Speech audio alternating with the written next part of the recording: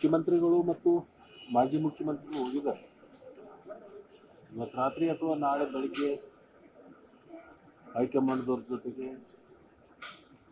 ಚರ್ಚೆ ಮಾಡಿಕೊಂಡು ನಾಳೆ ಬರ್ತಾರೆ. ಬಂದಮೇಲೆ ಅದನ್ನು ಅಲ್ಲಿಂದನೇ ಸಮಯ ಘೋಷಣೆ ಮಾಡ್ಬೋದು ಅಂತ ಒಂದು ನಿರೀಕ್ಷೆ. ಸರ್, ತಾವು ಕೂಡ ಆಕಾಂಕ್ಷಿಗಳಿದ್ದೀರ. ಅದರಲ್ಲೂ ಬೆಳಗಾವಿಗೆ 3 ರಿಂದ 4 ಜನಕ್ಕೆ ಕೊಡಬೇಕು ಅನ್ನೋಂಥ ಒತ್ತಡ ಇದೆ. ಈಗಾಗಲೇ ಒಬ್ಬರು ಆಗಿದ್ದಾರೆ. ಸೊ ಹಾಗಾಗಿ ಅದನ್ನು ಯಾವ ರೀತಿ ಆಗ್ತದೆ ನೋಡಿ, ಹಿಂದೆ ಈ ಜನತಾ ಪರಿವಾರ ಸರ್ಕಾರ ಇದ್ದಂಥ ಸಂದರ್ಭದಲ್ಲಿ 4-5 ಸ್ಥಾನಗಳನ್ನು ಕೊಟ್ಟಿರ್ತಕ್ಕಂಥ ಉದಾಹರಣೆ. ಈಗ ಕೇಳ್ತಕ್ಕಂಥದ್ರೆ ಇಲ್ಲಿ ತಪ್ಪಿಲ್ಲ.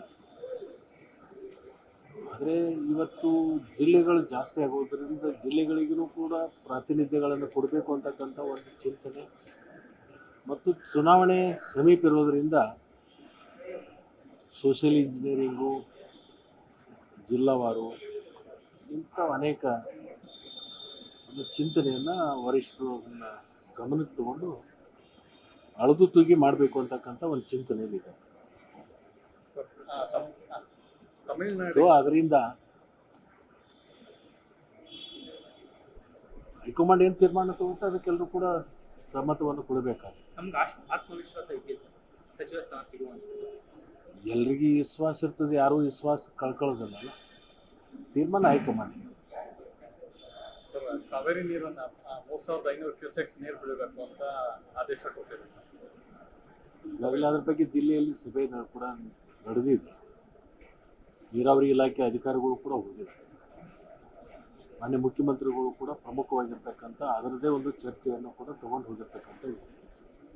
ನಮ್ಮ ರಾಜ್ಯಕ್ಕೆ ಏನು ತೊಂದರೆ ಆಗದ ನಿಟ್ಟಿನಲ್ಲಿ ಅದನ್ನು ತೀರ್ಮಾನವನ್ನು ಮುಖ್ಯಮಂತ್ರಿಗಳು ತಗೋತಾರೆ ಅಂತಕ್ಕಂಥದ್ದು ನಮಗೆಲ್ಲರಿಗೂ ಕೂಡ ಒಂದು ವಿಶ್ವಾಸ. ಸರ್, KPSC ಹಗರಣಕ್ಕೆ ಸಂಬಂಧಪಟ್ಟಂತೆ ಬಹಳಷ್ಟು ದೊಡ್ಡ ಮಟ್ಟದಲ್ಲಿ ಚರ್ಚೆ ಆಗ್ತಾ ಇದೆ ಸರ್. ಹೋರಾಟಗಳು ನಡೀತಾ ಇದೆ, ಆರಂಭವಾಗ್ತಾ ಇದೆ. ಸೊ ಈ ನೀಟ್ ನಂತರ ಈಗ ಇಲ್ಲಿ ಕರ್ನಾಟಕದಲ್ಲಿ KPSC ಹೋರಾಟ ಶುರುವಾಗ್ತಾ ಇದೆ. ಅದ್ರ ಬಗ್ಗೆ ಈಗಾಗಲೇ ತನಿಖೆ ಹಂತದಲ್ಲಿ ಇರೋದರಿಂದ ಈಗ ಅದ್ರ ಬಗ್ಗೆ ನಾವು ಅಭಿಪ್ರಾಯ ವ್ಯಕ್ತಪಡಿಸ್ತಕ್ಕಂಥದ್ದು ಸರಿಯಲ್ಲ. ತನಿಖಾ ವರದಿ ಬರಲಿ, ಬಂದ್ಮೇಲೆ ಅದಕ್ಕೊಂದು ಪ್ರತಿಕ್ರಿಯೆ ಕೊಡಿ. ಬಿಜೆಪಿ CBI ತನಿಖೆ ಕೊಡಬೇಕು ಅಂತ ಆಗ್ರಹ ಮಾಡ್ತಾರೆ. ಅವರು ವಿರೋಧ ಪಕ್ಷದಲ್ಲಿ ಇದ್ಕೊಂಡು ಅದನ್ನು ಬಿಟ್ಟರೆ ಬೇರೆ ಏನು ಕೇಳ್ತಕ್ಕಂಥ ನಾವು ನೋಡಿಲ್ಲ. ಪ್ರತಿಯೊಂದು ಕೇಸನ್ನು ಕೂಡ CBI ಕೊಡಬೇಕು ಅಂತಕ್ಕಂಥದ್ದಿದೆ.